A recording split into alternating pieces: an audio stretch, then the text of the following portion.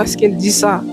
Naomi avait compris que c'est à cause que ses fils se sont mariés avec des femmes étrangères que l'Éternel a étendu sa main sur elles. Continuons. Et elles élevèrent la voix et pleurèrent encore. Orpa baisa sa belle-mère, mais Ruth s'attacha à elle. Incroyable. Ruth s'est attachée à sa belle-mère. Et pourquoi? Ruth répondit, ne me presse pas de te laisser,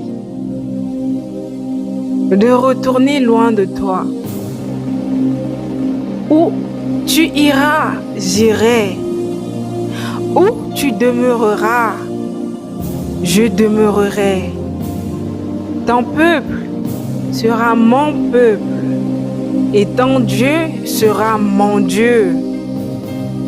Où tu mourras, je mourrai et j'y serai enterré. On va faire une pause. Ruth, c'est une grande dame, c'est une femme qui s'est mariée, qui avait sa tête.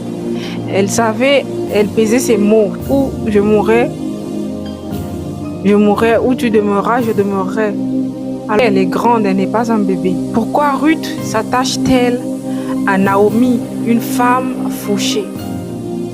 Pourquoi Ruth s'attache-t-elle à Naomi, la veuve d'Élie-Lémec, une femme qui a perdu ses fils, une femme qui a perdu son mari? Pourquoi Ruth s'attache-t-elle à Naomi? C'est quand même interpellant.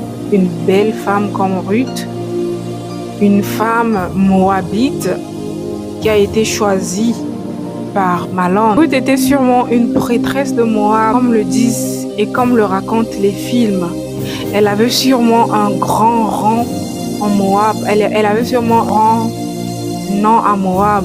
Elle était sûrement une prêtresse, ou bien elle allait sûrement se marier avec un roi peut-être après. Pourquoi est-ce qu'elle s'attache à Naomi qui a tout perdu, qui n'a plus rien? Pourtant, elle avait la possibilité de retourner chez ses parents, comme le lui disait sa belle-mère.